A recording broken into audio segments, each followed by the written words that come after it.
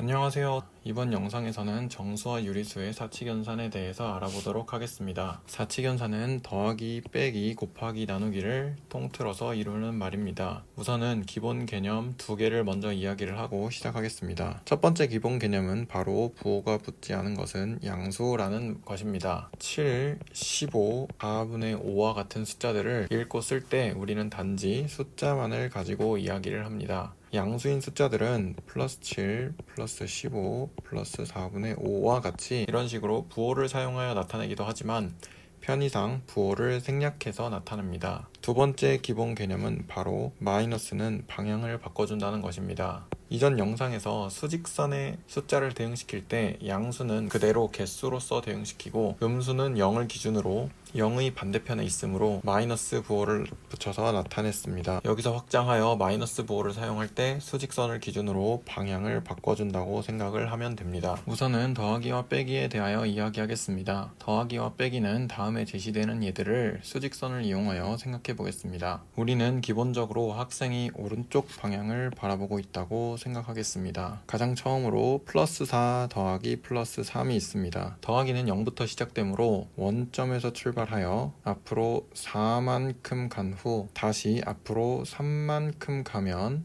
플러스 4 더하기 플러스 3이 됩니다. 따라서 그 결과는 7이 됩니다. 두 번째로 플러스 4 더하기 마이너스 3을 보겠습니다. 이번에도 마찬가지로 원점에서 출발하여 4만큼 앞으로 간 후 이번에는 뒤쪽 방향으로 3만큼 가는 것입니다. 따라서 그 결과는 1이 됩니다. 세 번째로 마이너스 4 더하기 플러스 3을 보겠습니다. 이번에는 학생이 원점에서 출발하여 4만큼 뒤로 간 후 3만큼 앞으로 가게 됩니다. 따라서 결과는 마이너스 1이 됩니다. 마지막으로 마이너스 4 더하기 마이너스 3을 보겠습니다. 이번에는 학생이 원점에서 출발하여 4만큼 뒤로 간 후 3만큼 다시 뒤로 이동을 하게 됩니다. 따라서 이 결과는 마이너스 7이 되겠지요. 결과를 정리해보면 얘는 7, 얘는 1, 얘는 마이너스 1, 얘는 마이너스 7이 됩니다. 그 다음엔 빼기에 대해서 생각을 해보도록 하겠습니다. 5번 플러스 4 마이너스 플러스 3의 경우는 4만큼 앞으로 간 후에 플러스 3 앞에 마이너스가 있으므로 뒤로 돌고 다시 앞으로 3만큼 가게 됩니다. 따라서 그 결과는 1이 됩니다. 다음으로 플러스 4 마이너스 3을 생각해 보겠습니다. 이번엔 원점에서 출발하여 4만큼 앞으로 간 후에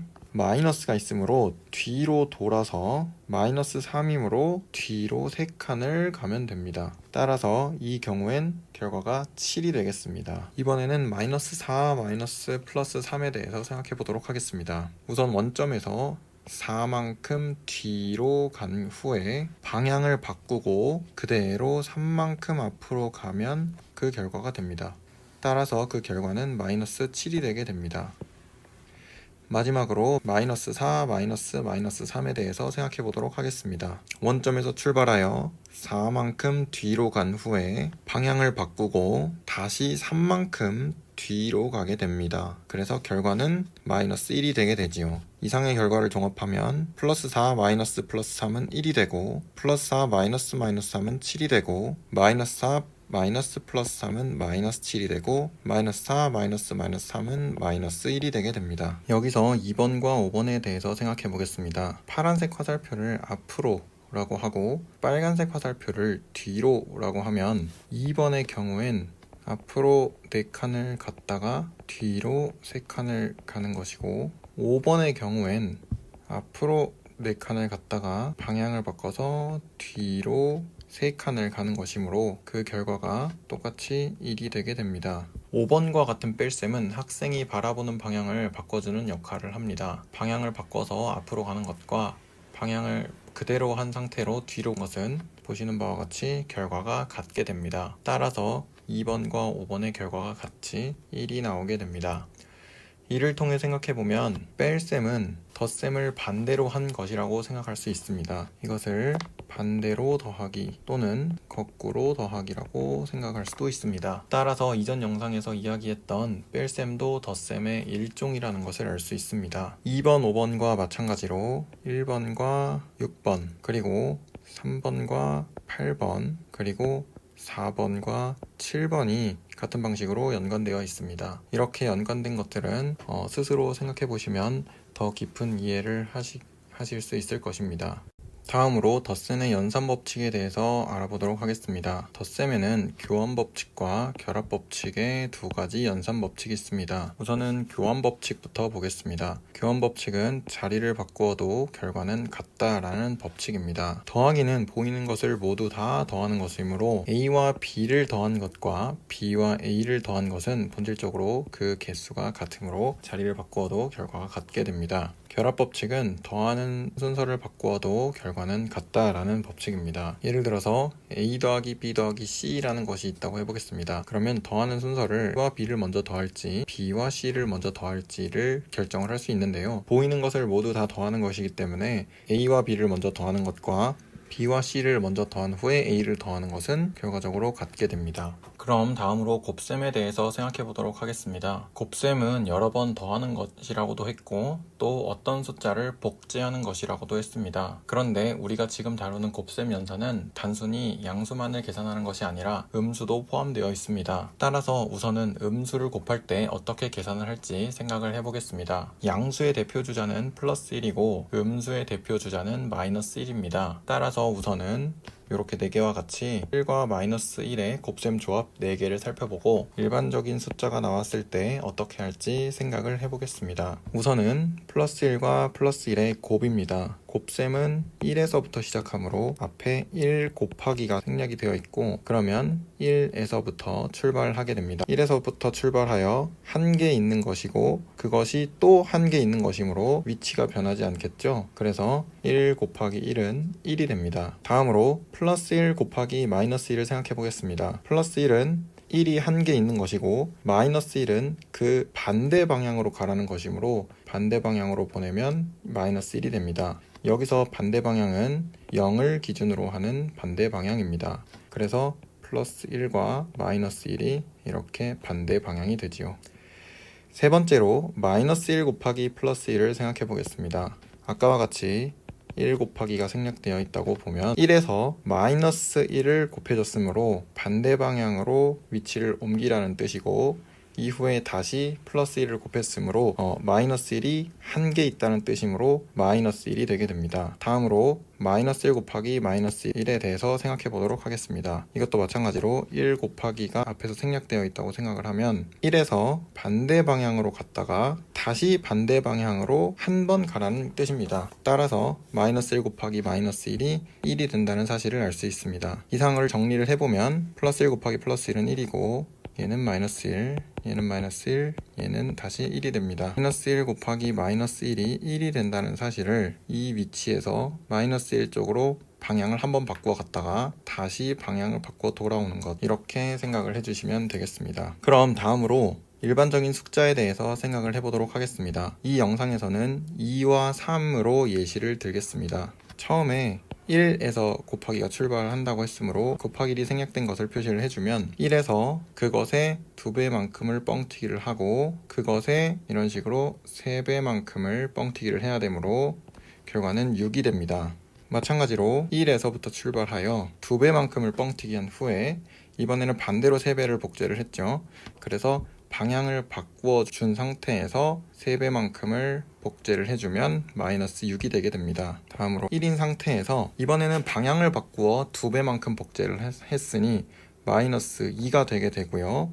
그 상태에서 3배를 복제를 하기 때문에 이렇게 3배를 복제를 하여 마이너스 6이 되게 됩니다. 마지막으로 1에서 출발하여 2배만큼 방향을 바꾸어 복제를 하고 이후에 3배만큼 다시 방향을 바꾸어 복제를 해야 하므로 3배만큼 방향을 바꾸어 복제를 하여 6이 되게 됩니다.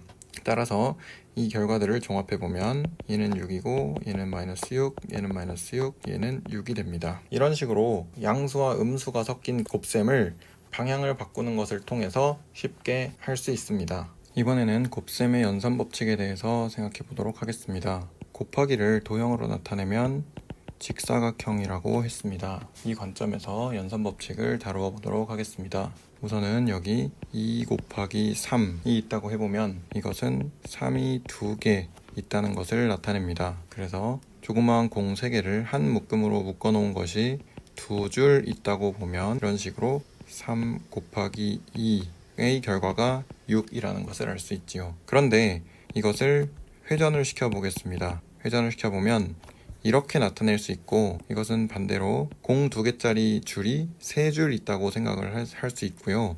그랬을 때 3 곱하기 2로 나타낼 수가 있습니다. 그래서 얘도 마찬가지로 6이 되겠죠.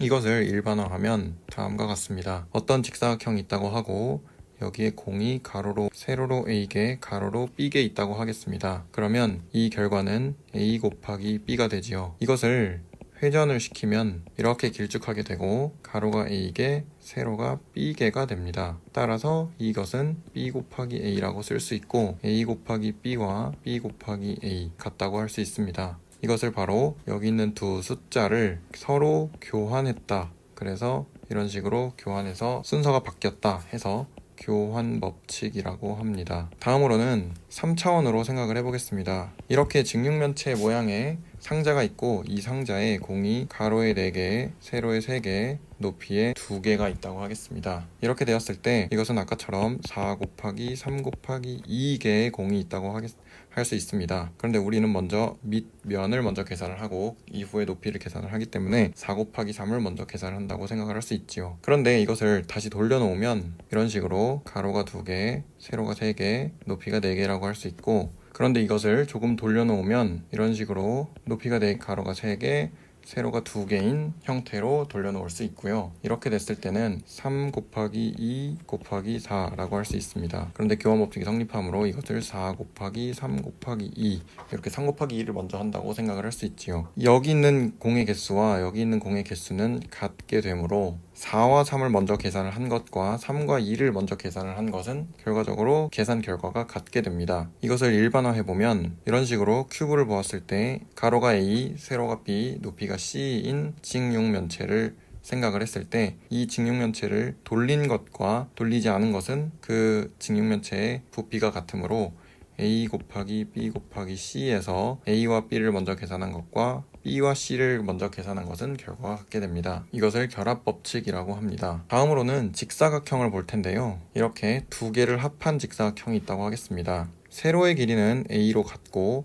가로의 길이가 각각 B와 C인 직사각형 두 개를 합해 놓은 모양입니다. 그러면 파란색 직사각형의 넓이와 까만색 직사각형의 넓이를 알아보고 이 전체 빨간색 테두리로 이루어진 직사각형의 넓이를 알아보겠습니다. 우선은 파란색 직사각형의 넓이는 A 곱하기 B가 되고요. 그리고 까만색 직사각형의 넓이는 A 곱하기 C가 되고요. 그리고 빨간색 테두리로 이루어진 직사각형의 넓이는 A 곱하기 B 더하기 C가 됩니다. 그런데 우리는 파란색과 까만색을 더해서 빨간색 직사각형이 나온다는 사실을 그림을 통해서 알 수 있는데요. 이것을 식으로 써보면 A 곱하기 B와 A 곱하기 C를 더하면 A 곱하기 B 더하기 C가 된다는 사실을 알 수 있습니다.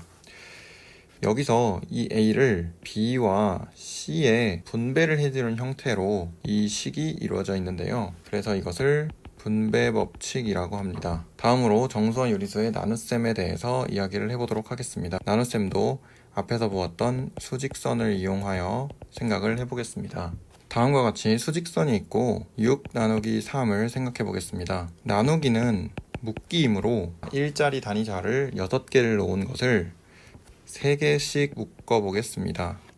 3개씩 묶어보면 다음과 같이 0부터 3까지가 한 덩어리, 3부터 6까지가 한 덩어리로 이렇게 두 덩어리로 나누어질 수 있습니다. 그래서 6개짜리를 3개씩 묶는다고 하면 그 묶음의 결과가 2개가 되므로 6 나누기 3을 2라고 할 수가 있습니다. 그러면 분수로 나누는 것은 어떨까요? 2 나누기 3분의 1의 경우를 보겠습니다. 이렇게 수직선 위에 0, 1, 2가 있고 일자리 자 2개가 놓여 있습니다. 이제는 자 1개를 3개로 나누어서 그걸 하나로 보겠습니다. 그러면 이게 1개가 되면 전체적으로 1은 3개로 나눠지게 되고 또 1부터 2까지의 또 하나는 또 3개로 나눠지게 됩니다. 그래서 1개를 3개로 나눈 것이므로 결과적으로 개수는 3배로 늘어나게 됩니다. 따라서 원래 자가 2개였던 것이 6개로 늘어나게 되지요. 이를 통해 봤을 때 2 나누기 3분의 결과는 6이라고 할 수 있습니다. 그러면 여기서 1개를 3개로 나눈 것, 그러면 위에 2 나누기 3분의 1의 식과 결과를 다시 한번 살펴보겠습니다. 자 3분의 1개짜리를 한 개로 보게 되므로 여기서 3배가 늘어나는 것을 알 수 있습니다. 원래는 3분의 1짜리를 3배를 하면 1이 되지요. 그래서 식을 이렇게 써볼 수가 있고요. 그래서 여기서 역수라는 개념을 도입을 하게 됩니다.